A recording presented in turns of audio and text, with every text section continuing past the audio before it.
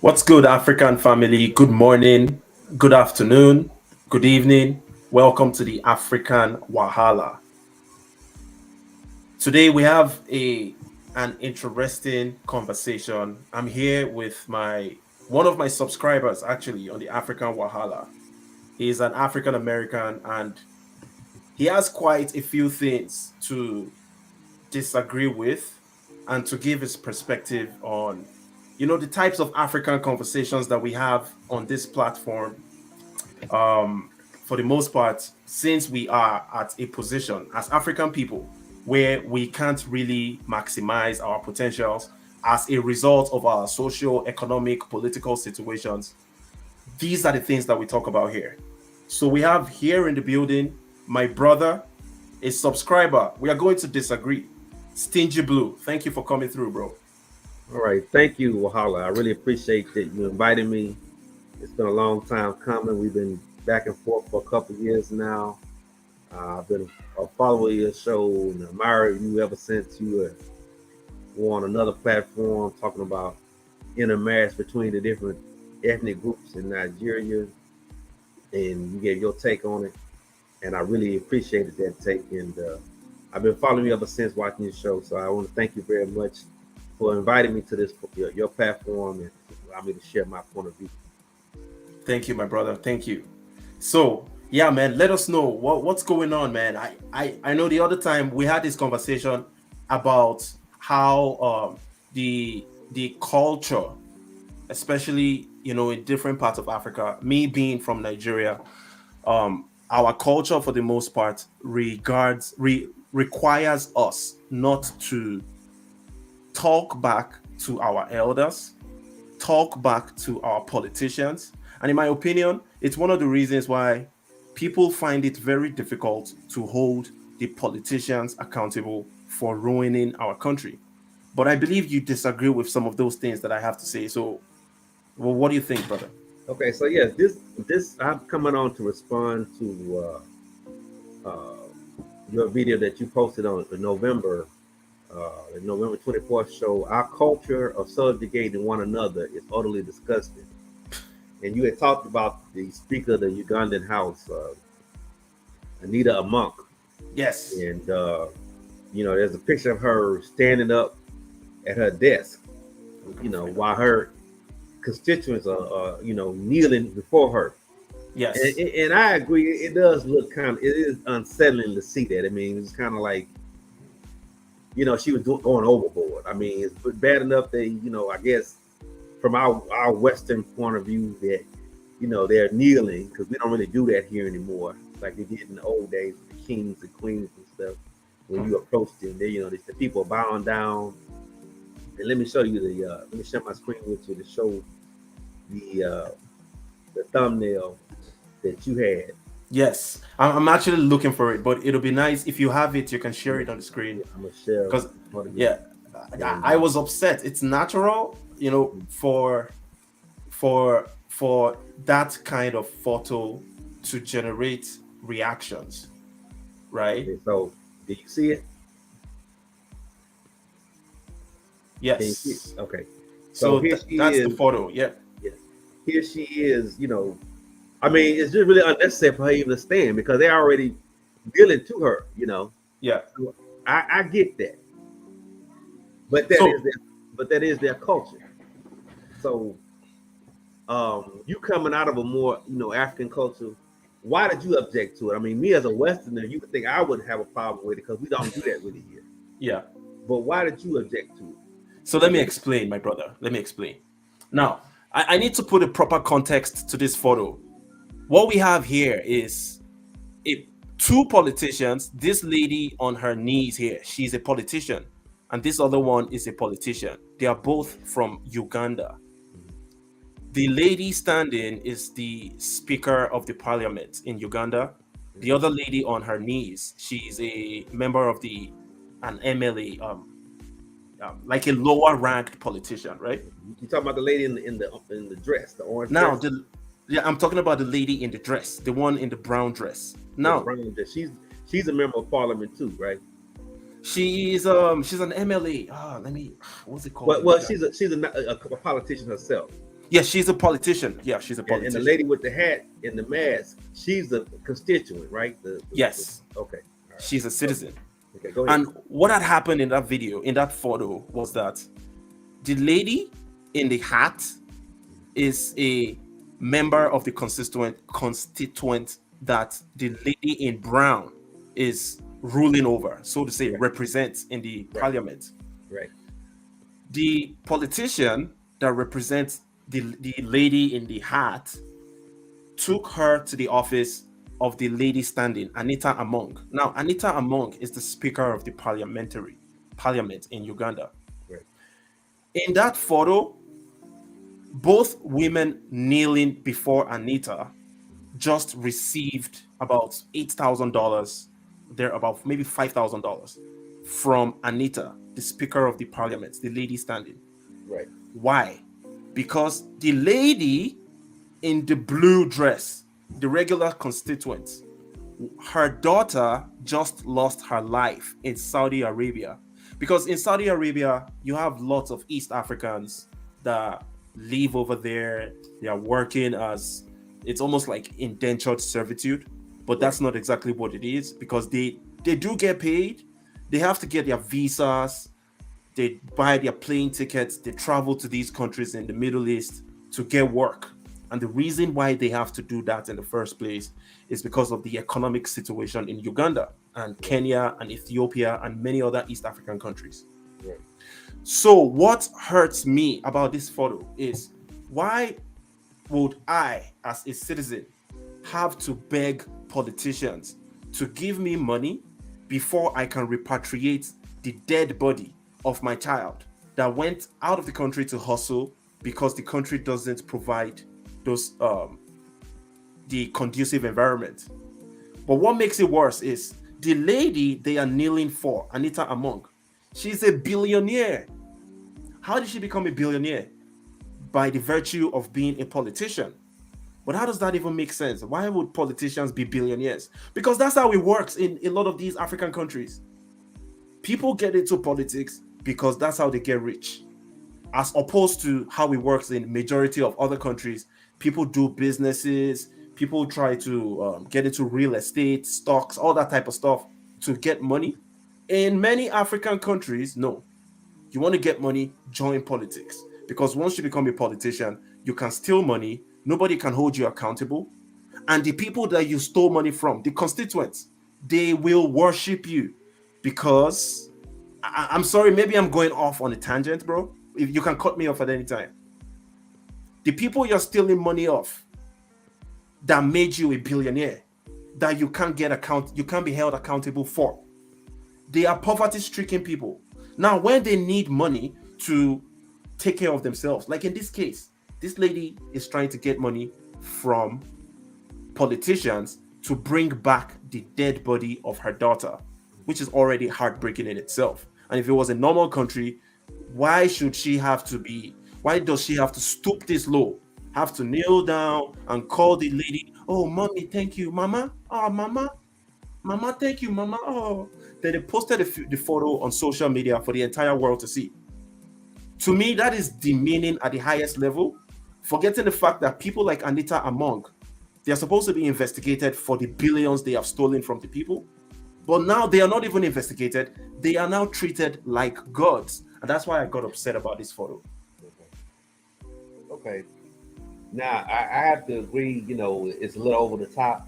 Well, it's not. It's over the top. She could have just sat there. They could have came in and bowed, like when they come into the queen. Even the prime minister bows his head before the queen, or the Yeah. king of England. Now, so you can say, well, that's old time and stuff. But see, I come from a culture, African American culture, and just American culture. It's a little too informal. We instead of people don't even say sir and ma'am anymore. Yeah. They don't shake hands. They don't. They just take what they want or say what they want to say or demand whatever it is they want without even that bother them to ask. You know, and expect people to respond to that. And for me, I feel like we've lost that. That lack that respect. Hmm. Um, let me talk about the African American culture. I was going to talk about Africa, the Igbos and the Yorubas, but I'm going to talk about Oh African yeah, American culture, how it started from in absolutely. slavery until now. Okay, so we had, you had obviously the light skinned and mixed race people more favored over the darker skinned people. Hmm. However, we all consider black because of the one drop rule, because the whites here said, hey, we can't have any of them amongst our group. Uh, so you have that class dynamic, light skin, dark skin, whatever, and it's somewhere in between. Uh, then, regardless of your complexion, you had the preacher, the black preacher, from the plantation days until now had a higher level of status, because black people were very religious. Hmm. Um, and whether you're a Christian or not, whether it's a Muslim, or the Imam, or whatever, you still religious figures have a high status. Then So, it was, do you mind if I ask, are Black Americans some of the most religious in a group in America? I would say we are the most religious group in America. That's changing. That's changing. Yeah. But even today, we're still some of the most religious people in the country. You know, yes. So, Hmm. and then after that, it was teachers. People who were educated, and then other black professionals, your doctors, your lawyers, your funeral home directors, etc. Um, and then you had the working class people, people working in the factories or did blue collar work, and then you had the poor. You know. So that Yeah. was the hierarchy of Black America. Okay, but even within that, we all knew we were a community. Slavery forced Black people to be a community. We have ancestry from various African tribes, particularly from West Africa and some of Central Africa, because that's where most of the slaves in this hemisphere came from. Hmm. And so then you obviously had the forced uh, mixture from the white men, the plantation owners, and the overseers raping the black slave women, and you get that admixture too. Plus, you had Native Americans who owned slaves, or they kidnapped slaves from plantations, or there was intermarriage um, between the black slaves, the blacks, and the Native American Yeah. people. So you have a mixture of people, but for the most part, we all one people, you know. Yeah. So as blacks, so segregation, slavery, and then segregation forced us to be at work as a people to have a common identity. Okay, Yeah. so within that, you had, like I said, you had the mother, you had a marriage, you had the traditional family, you had the mother and the father, and you had the pastor, you had your teachers, you had the preachers, you had different people. People would address older people, yes sir, Miss Jones, or yes ma'am, Mr. James, or Mr. Jackson. There was a respect there.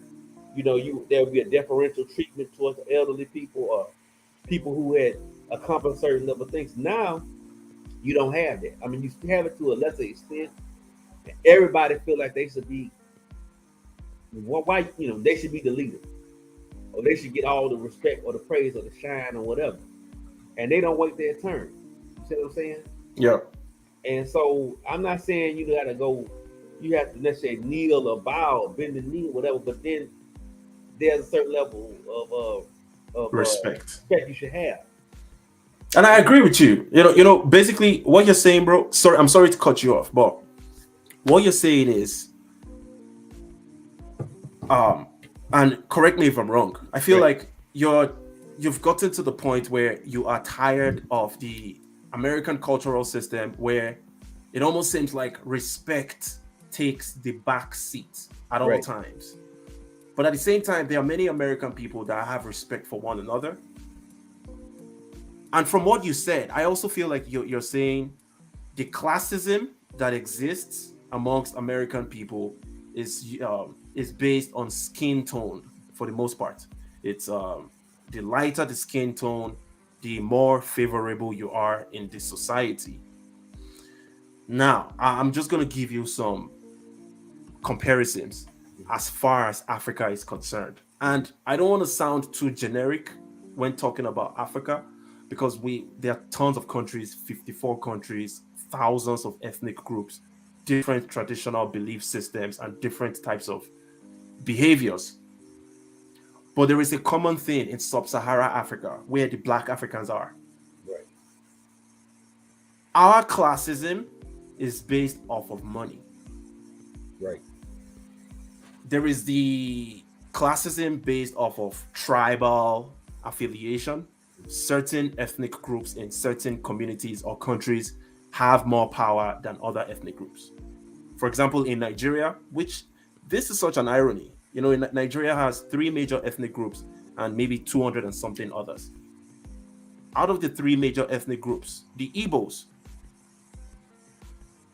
and a lot of people are going to disagree with this, Right. but the Igbos seem to be the most discriminated against. Right. Now, the Igbos, they are hustlers. They don't Right. even need your validation before they get what they need in life. But as far as political affairs are concerned, the Igbos, they just don't give them the opportunity. People don't trust them for whatever stupid reasons they've put in their brains. And if you think about it, the classism, like I was talking about, money is the first determinant of classism. To a less extent, ethnicity. The classism that we have as a result of money, like I said earlier in the show, people get into politics to get money. They don't get into politics to fix the country or improve the standard of living of the people. They get into politics to enrich themselves strictly. At least I can speak for Nigeria. In Nigeria, trust me, 99.99999% of individuals that get into politics, they get into politics to enrich themselves, period. Now, it's to a less degree in some other countries because they've been able to develop institutions to curb corruption within the political circle. But Nigeria, it's a free-for-all. Once you get into politics, you're going to become rich and nobody's going to hold you accountable unless you step on the wrong toes. Right. So with that being said, let's go to Uganda. In Uganda, and I'm going to share my screen real quick for this one.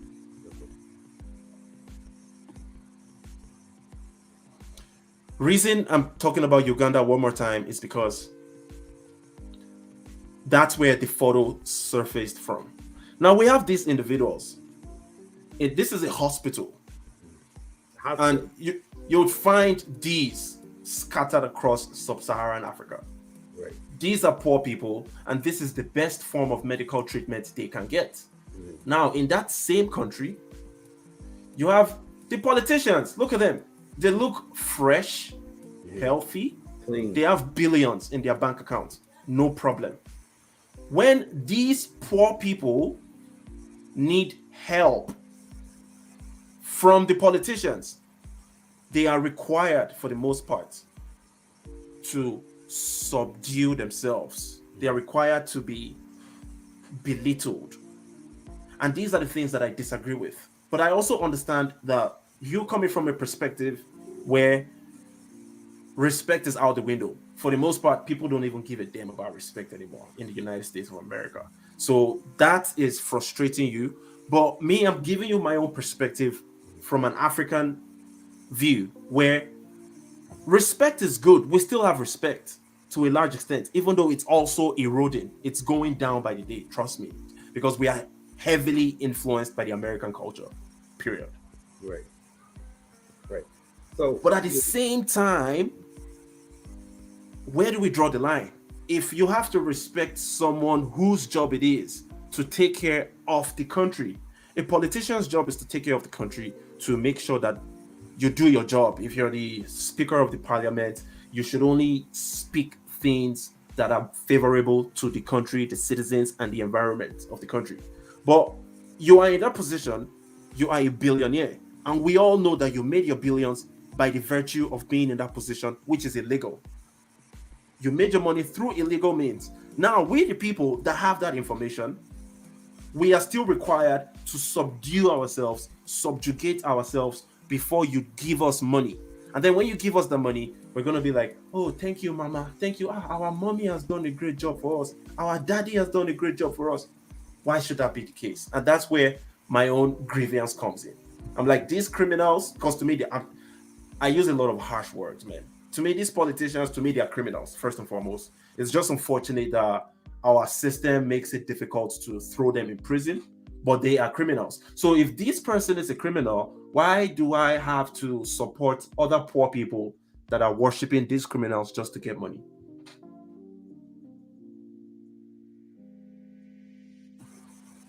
And I hear you. I mean, we have a lot of corrupt politicians here in the United States too. They're not as blatant as say in third world countries or in Africa or even Asia. I mean, they ain't not so openly. They don't steal openly like you see the corruption in Nigeria and some other places. Yes. Yeah, but they're more sophisticated with, but they're doing it. Make sure, and what black or white. So I want to get your take on this. I mean, you know, because a lot of people who are from Africa, Nigeria, wherever, will agree with you. They don't want to. It's like it's a racial component too. Yeah. They have a problem bowing down to somebody black, but they don't have a problem bowing down to somebody white. So let me show you something here. Okay. You know.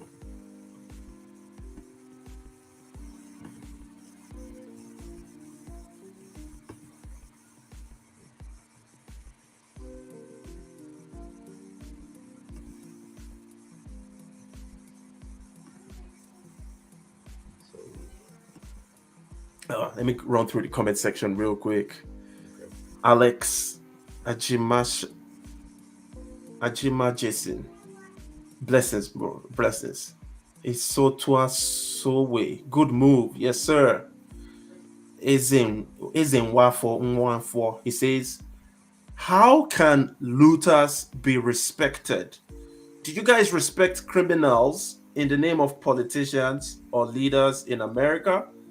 The answer is no. Yeah, my brother Stingy Blue, someone is absolutely disagreeing. Well, I mean, you've explained yourself afterwards, so it's not as if you guys are not saying the same thing.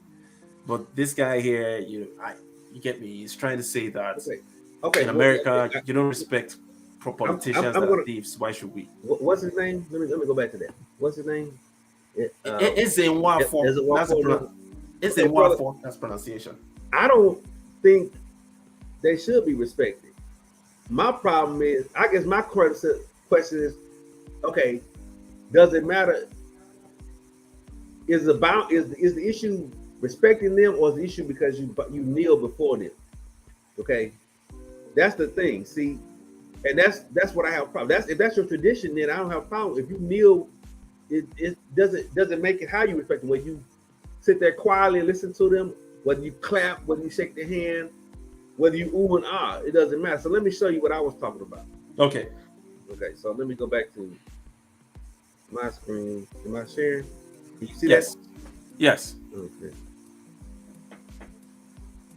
Okay.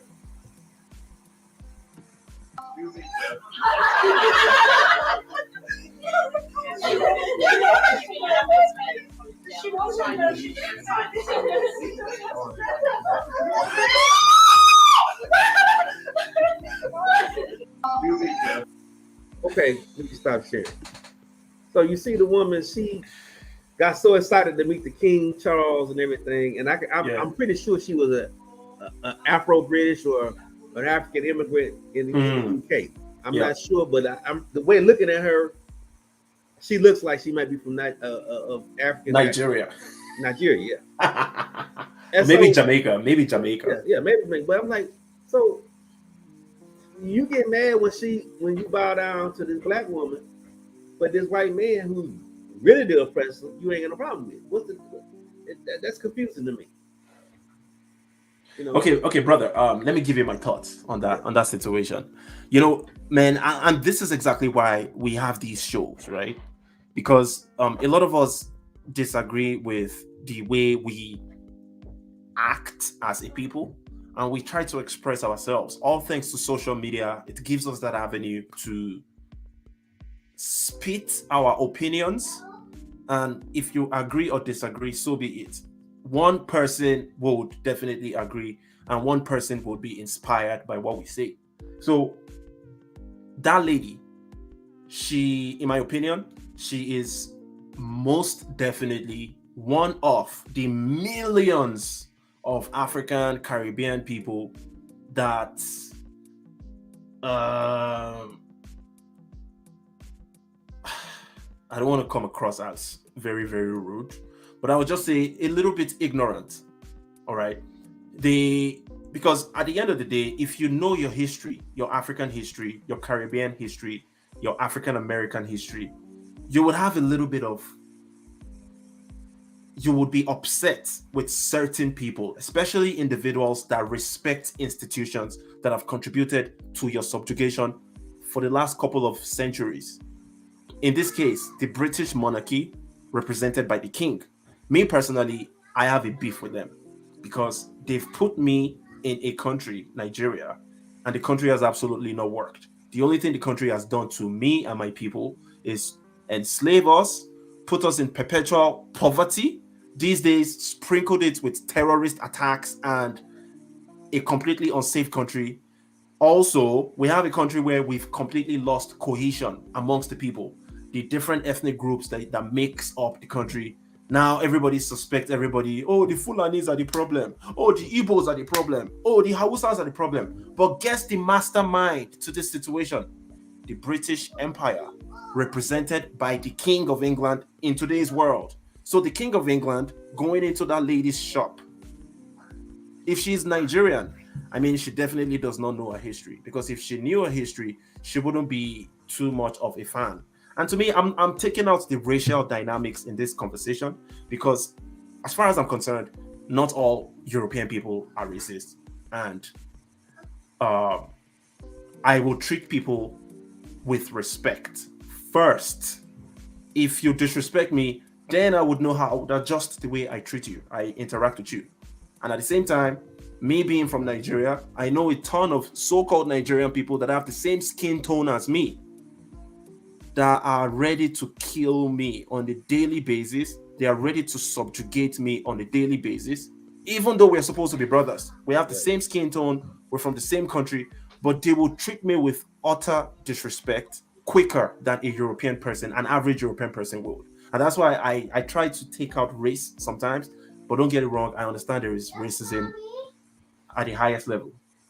So what do you? Can you tell me what it's like in Canada? Uh, that's where you are. How do the black people?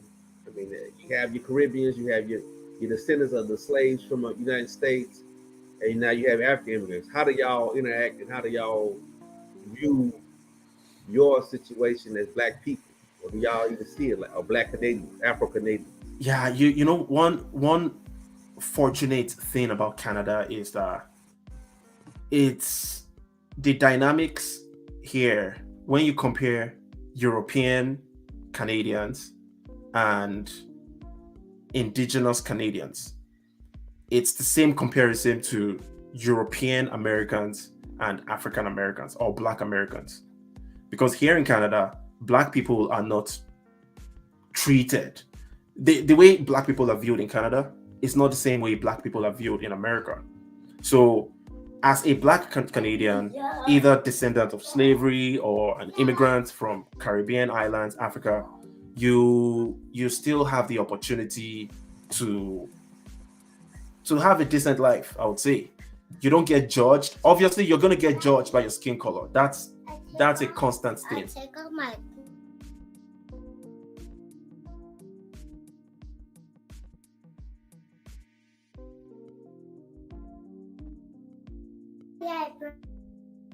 Sorry about that. So, like I was saying, I apologize about the delay. My young daughter walked in, and I had to, you know what I'm saying. So, the here in Canada, the African descendants that migrated from the United States during the time of slavery, there are tons of them, hundreds of thousands. But the African immigrants are, they make up a higher population of the Black population in Canada. And the people that, for the most part, I think from my observations so far, get the bulk of the discrimination are indigenous people in this country. So the Native Americans in Canada, they are the ones that people often misjudge. People have prejudices against. But don't get it wrong, don't get it twisted. I completely understand as an African person globally, you already have that scar on your body. Your skin tone puts you in a position where you stand out. You are different. And people are either going to judge you negatively, and in the Western part of the world, unfortunately, that's how it is. For the most part, people will judge you negatively before they allow you present your character to them. So here in Canada, I'm just going to say that Aboriginal people, they get the bulk of the racism. Then maybe Black people. That's what I think. I might be wrong. If anybody else wants to disagree with me, feel free. Let me know in the comment section. Okay. So how do y'all interact with the police? Or when you go into a business, do they look at you sideways? Great question, my brother. Depends on the area. If you are in a Black dominated area, for example, in Southern Ontario, I would say in the GTA area in Toronto, where like what's it called now? There is a part of Toronto that has a high Black population. There are lots of Somalis, lots of Jamaicans, some Nigerians, but there is a high concentration of Caribbean people, especially the Jamaicans and Somalians. Jane and Finch. It's a popular area in Toronto. In Jane and Finch, their interaction with the police officers is different from our interactions here in Western Canada with police officers. Because here, as a Black person, if I get pulled over by the police, trust me, my good brother, I'm not scared of nothing. But I've visited America a couple of times and I rented vehicles driving around. And I tell you, I'm not kidding you, bro. Based on all the things that I've seen on social media, I am at my best behavior. And I'm constantly praying, dear Lord, please don't let me get pulled over in this country. Because I'm thinking, man, you get pulled over, these guys are drawing their guns immediately. That's what I believe about America. But here in Western Canada, absolutely no. As a Black person, I get pulled over, I have no issues. I'm not even scared for nothing. See, listen, bro, this is such an irony. In Nigeria, I couldn't argue with the police. Oh, no. I would always be a good boy around the police. Yes, sir, what do you want? No problem, sir. Take this 1,000, take this bribe. That was my mentality in Nigeria. But here in Canada, I was once upset by a police officer that pulled me over, and I was arguing with him because I was more confident. That means I was more confident in arguing with a police officer in Canada than I was arguing with police officers in Nigeria. Simply because I know that in Nigeria, they will just simply tell you that, he's an armed robber, that's why we shot him. They will literally put drugs in your pocket right there and there, and nothing would happen. And they will claim, yeah, he was a murderer, that's why we killed him. Yeah. In Canada, yeah, you can hold them accountable. In America, I don't know. Well, it's funny you say that because I'm always on my best behavior with the police here. I can't speak about, I've never gotten in an argument with a cop, because I know it can turn deadly. Yeah. So I guess the Native Americans and the Black people there. Yeah. Yeah, pretty much. Yeah. Okay. Yeah. So because recently I think there was an incident in Canada. Some Native American men got into kill some people, like 20 or 30 people. Yeah. Well, I don't remember the details, but do you recall that situation? Or? Yes, that happened last year. The guy, they have their reservations where they live. Right. Well, for the most part, they have. If you have your identification card, then you can live in the reservations. And the rules and regulations in the reservations are slightly different from what it is outside, because there it's technically a different country, so to say, in those reservations. Right. But yeah, this guy gets out of a reservation. He's hurt. I don't know why he's angry, but he finds some people in his reservation and he attacks them. I believe there were 2 people. This happened in Saskatchewan. Right. He attacks a couple of people, then goes on a rampage, attacking multiple people. Most of the people that he killed were Native Americans too. Right. Right? Yeah, right. Right. Um. So did you say that there are more African immigrants as opposed to native Black Canadians? Oh yes, yes, brother. Yes, I might be wrong, but I think that's, as a matter of fact, I'm just gonna Google that right now. I'm gonna Google that information right now because in Canada, if you're looking for the highest concentration of indigenous Right. black people, when I say indigenous, I mean those that have been here for like 400 years Right. from the time of slavery. Right. The highest concentration of them is in central southern Nova Scotia. Okay. Yeah, that's That's where where a they lot of went them to. wind up. Okay. Yeah. That's where they all went to, Nova Scotia. Then some came to Alberta, different parts of the country. But as far as immigrants from Africa, from the Caribbean islands, we are everywhere, Mhm. all across the country, north, south, east, west, except Nunavut. Except where? So Nunavut. Nunavut is pretty much the North Pole. Okay. All right. And let me share this part of the screen. I mean, you talk about corrupt African leaders. We have so many. I mean, whether it be Al Sharpton or whether it be, I don't think, people talk about Barack Obama, and I think it was good that he was the first black president, but I feel like he could have done more. Yeah. Uh, we had this guy Jamal Bowman who says he's a progressive, but he's fighting to get, Ukraine money. You know, than he is trying to get reparations or trying to get African Americans, the people he says with any money. So that's what we have to deal with here.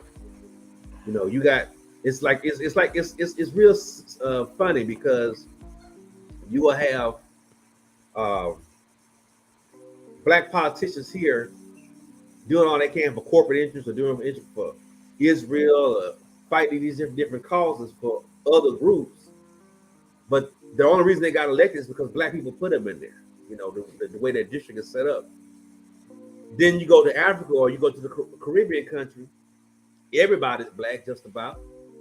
So he gets the advance because of that. But his interest is trying to help foreign. His mind is focused on foreign development. Or trying to get foreign investment, or trying to do whatever the United States or Canada or Russia, or whoever tells him to do. China tells him to do. So you have that same situation. Black leaders, whether they're here in Africa or the Caribbean or the United States, not represent black people. You see what I'm saying? Yeah. And so, this guy Grimm here talks about, do you have any thoughts on the U.S. Africa Summit? Well, that's a good segue because you had 55 African leaders, or how many hundreds of African leaders? And I think you talked about it. Yeah, there were 55 African. Yeah, I'll let you go. Yeah, they're begging the United States for money, but the United States is like, well, you got to do what we say. You got to push our agenda, whether it be the LGBT agenda, or helping American business plunder more money, or helping us fight against China and Russia. Whatever it is, you got to do. And so they waiting in line, to get that, to get that little butter biscuit, as we say here. Yeah. So those were my thoughts on Africa Summit. I think it was a waste of time, and it's a disgrace. They didn't do anything other than beg for money, and they're not gonna get anything. It comes with so many strings attached. And I just wish they would rather, Obama was the first one to do it. Look, bro, your boy Obama. Right. And then you talked about the guy with the hat in the back there, the president of Sudan, South Sudan. Oh yeah, this guy. Yeah. Yeah, he was having problems. Then right here on the corner, there's Paul Biya is there. I mean, it's the same cast of characters and crooks that's still stealing. Yep. And they are no different than the Congressional Black Caucus, the Congress people here. Yeah. The same thing. You know what I think, bro? I think in general, all around the world, politicians are devil worshippers. That's what I think personally. I mean, people are going to disagree with me, but I feel like politicians, if you want to get into politics, you have to be dirty. You absolutely have to. But at the same time, there are some countries in the world where they've been able to achieve a very high rate of holding their politicians accountable. So it's difficult, to find politicians in such countries not representing their people. And I think the easiest indices to identify such countries is if you find yourself in a country where politicians are regular people, they are riding bikes, bicycles, they don't use escorts, they don't drive flashy cars, their salaries are not that great, just average salary. Where is that? I don't know.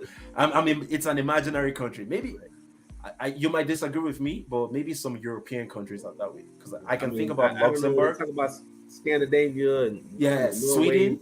Yes, Sweden. Sweden and stuff like that. Yeah. I don't know, but here these politicians fly jets, so they get flown in fancy cars. They travel in this, eat at the best restaurants.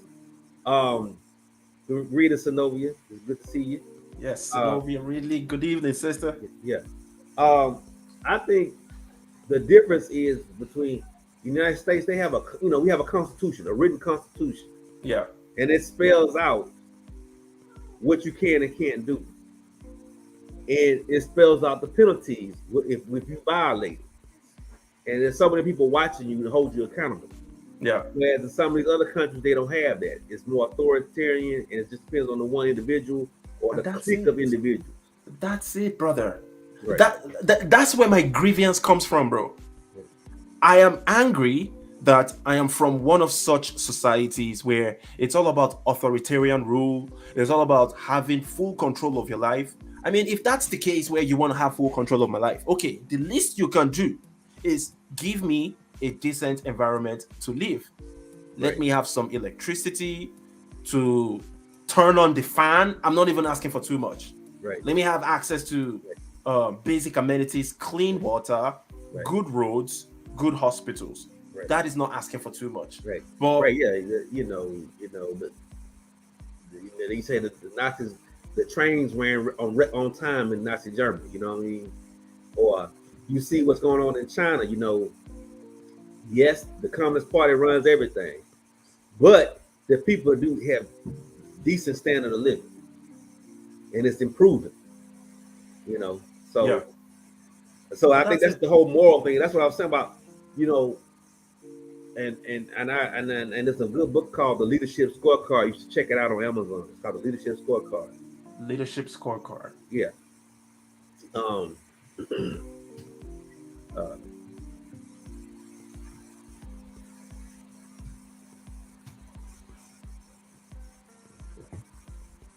You see a picture of a young black man on there.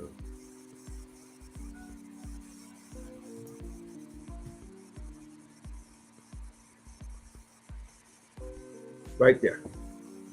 And he talks about the problem of black leadership, how it's bankrupt. Okay. He talks about how it's only craving, it's only looking out for itself. And there's nobody to hold them accountable. They don't hold themselves accountable, and there's no one else to hold them accountable. And so, that's the problem.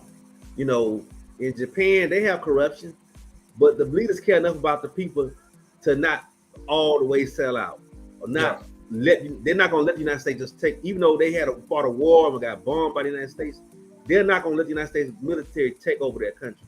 Yeah. United States military coming to Nigeria, you are going to Jamaica, it's a wrap. Free for all, man. Right. Bro, oh my God. And let me answer Sinovia's question. She says, it's a suggestion, a statement. If politicians are going to be crooks, still take care of your people. Take from them and give to your people. And this is all we are asking for. And this point that Sinovia just made is one of the reasons why a guy like Paul Kagame out of Rwanda, why he was loved by the people. He's still loved by the people till this day. Though these days, many people are beginning to turn their backs on him because he's beginning to overstay his welcome. Paul Kagame, he's not a pure guy. That guy has... People disappear all the time in Rwanda. Opposition members of different political parties. They disappear. They are locked up in prison. This guy is dirty, Paul Kagame. But people still love Kagame because once he got into power, he stabilized the country.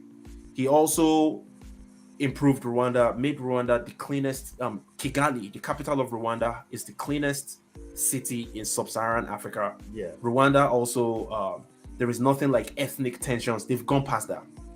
If you ask an average Rwandan today, hey man, what are you? Are you Hutu or Tutsi? They're never gonna tell you. I need help. Hold on, baby.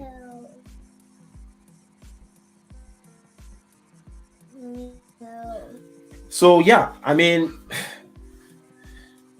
like Sinovia said, if you are a leader and you want to be corrupt, the least you can do is, I mean, yeah, Right. take care of your people. Right. We're not asking for too much. Okay. Yeah. To your point, I mean, that's my biggest problem.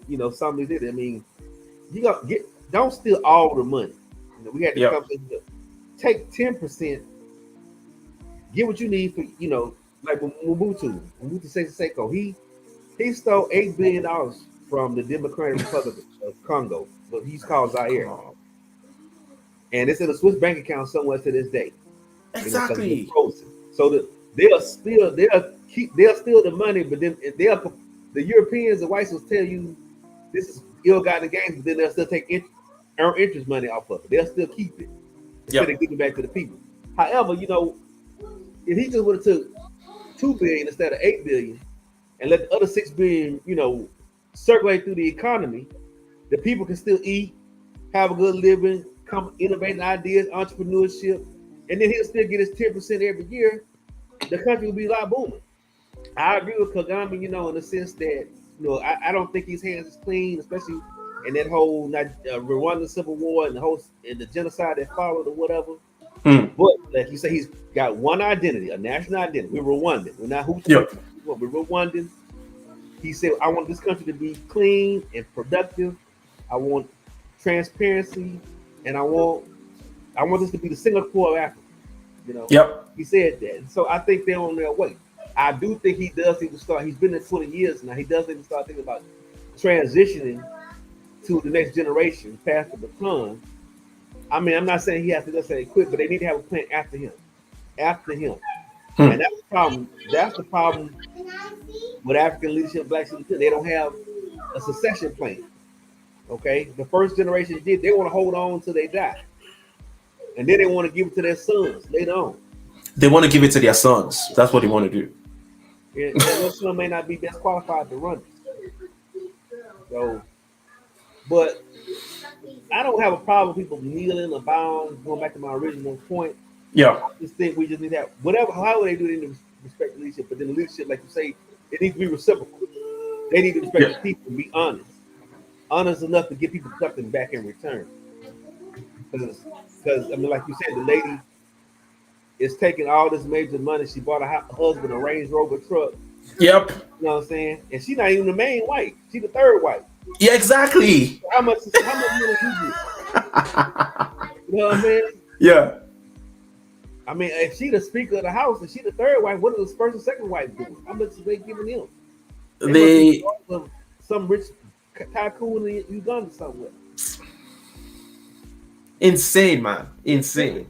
It's tricky, man. I know. To me, I have no respect for them, and I try to make it known that I have zero respect for anybody that is a thief, regardless if you're from the same ethnic group. I'm a Yoruba person, and in my ethnicity, you're required to respect elders, and I'm pretty sure it's the same way in every other ethnic group, not just the Yorubas.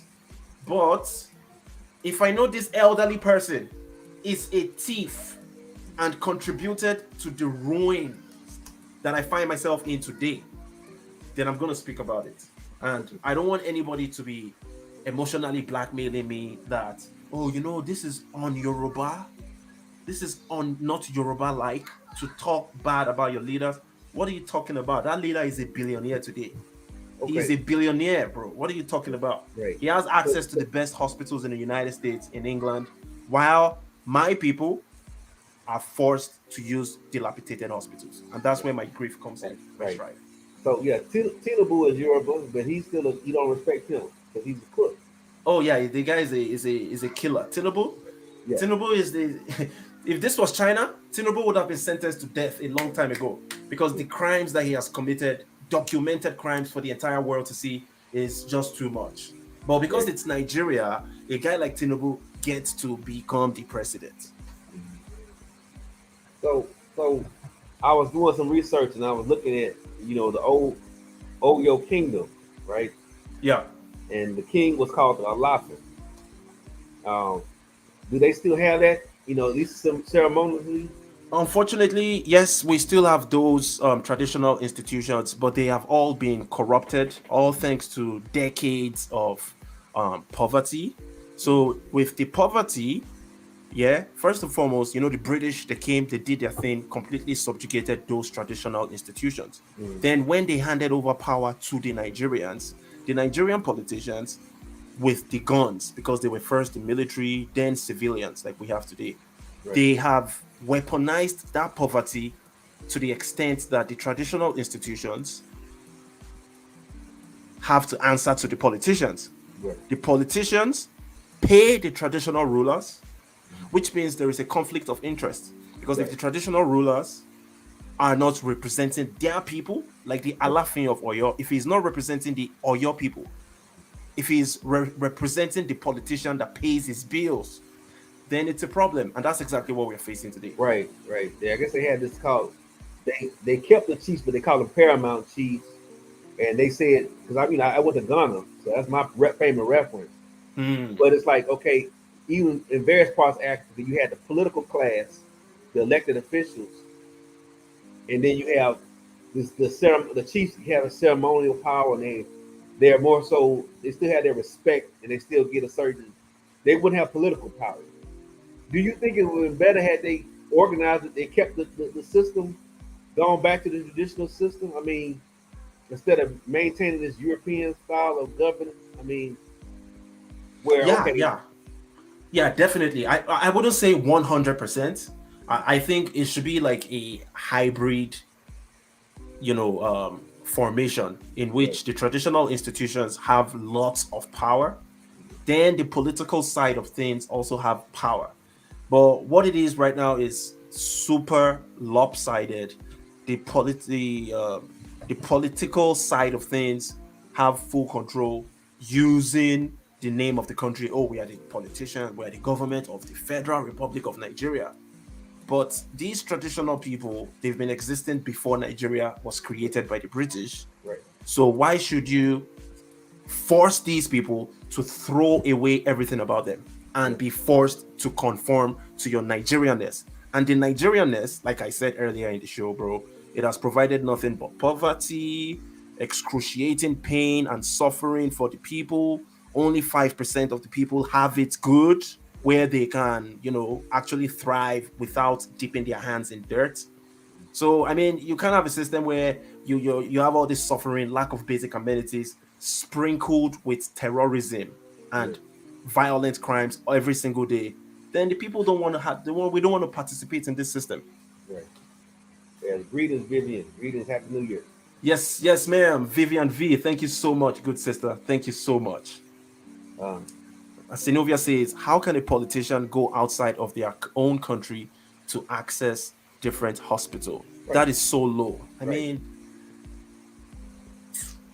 I but it is mean, to what it is." me, I understand in the beginning, saying 1950s to 60s, but people like Buhari and Obasanjo, they've been in power for so long, for decades, they could have built up hospitals by now.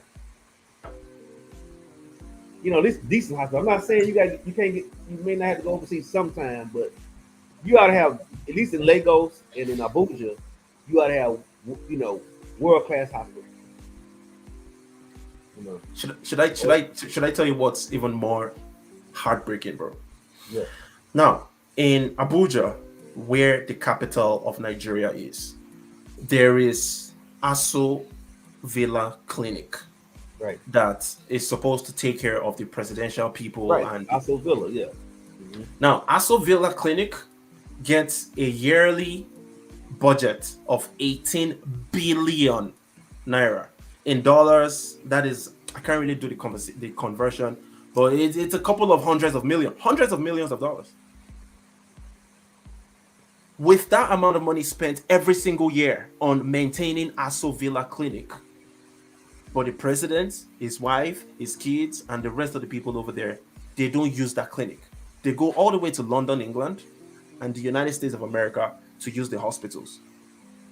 Do you now see why people like us are like, this can't continue? This is insane. And it has been this way before we were born. Well, in all honesty, it didn't get this bad until maybe like 2005. As of 2004, I would say when Obasanjo was the president in 1999, 2000, they still used to use guys like Sani Abacha, Babangida. They used to use Aso Villa Clinic. Right. Back then, they used to. But from like 2010 downwards, it's a free for all. Nobody cares anymore. They keep Right. on expending their budget on maintaining that clinic, but they don't use the clinic. Right. We talked about this. I said, how Abacha supposedly created these hospitals and stuff, and I was able to look up 18 billion naira is about $40 million. That's still a nice chunk of change, you know. And if you were spending that money properly, he should be at least he should be able to get that. If no one else can benefit from it, he should be able to get the best hospital care in in um, in Nigeria. But he don't Exactly. he does it so lousy he won't go. I mean, it's ridiculous. It's crazy. Six It's billion insane. naira on Nassau Clinic in 6 years, and he's going to London. Yeah, he should be. If what's the point if you're not going to spend the money? If you're not going to use that money for yourself, what is the point? It's going to other people, probably. Yeah, yeah, that's Yeah, it. And that's the same way they spend money on fighting terrorism, and the terrorism only increases. right. It's the same way they spend money on so many other things. They spend money on all this stuff, and there is nothing to show for. Yeah. So yeah, but it Okay, is what bro. it is, my brother. Yeah, So I was thinking it's almost time we wrapped up the yeah, conversation. right, right. Again, I want to thank you, Wahala, for allowing me to come on your platform. It's a real blessing and honor. I always get a lot of joy um, watching this show. I've learned a lot about Nigeria and Africa in general that I didn't know, even though I haven't been well versed and well studied. I still learned a lot from someone who's actually from the country. Yeah. So keep me interested. What I want to say is, I'm looking forward to our next show. Yeah. Um, Maybe early February. We're gonna nail down the date. Uh, but we want to talk about the history of the Nigerian presidency since we're in a presidential year. Yes. We were going to talk about from the presidents from the 1970s until till now. From Shigari, I think his name is, to Buhari. Mm. From And from Shagari to Buhari. yeah, Shagari to Buhari. Yeah, thank you. I can't and I don't have that accent yet. So I know, bro. yeah. So from Shigari to the say it again. Shagari. Shagari to Buhari. Yeah. So we kind of rhyme, right? Yes. So Yeah. straight line, what's going on? And I guess I started the second republic of Nigeria, Yeah.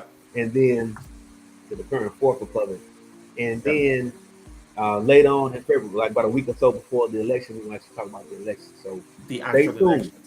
Stay Yeah. tuned. Yeah. Stay tuned. Like you heard our brother say, stay tuned. You see, guys, we can have these conversations, man. You can disagree with every single thing that I say. If you come in the comment section and you're just cussing out, oh, you're a bastard. Oh, you don't like Peter Obi. You're an enemy of this, bro. Calm down, man. We are all angry about the situation. If you want to talk, no problem. Set, drop a comment. We can have a show together. I promise you, no matter where you're from. And we're just going to talk about African issues, African Americans, Caribbean islands, Afro Brazilians, continental Africans, political conversations, every single thing. Anything you want to talk about, we can talk about here on the African Wahala. Well, thank you so much, All right. brother Stingy Blue.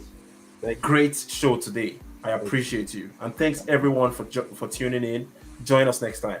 All right. Click Peace on out. the like button, subscribe to the channel. Peace.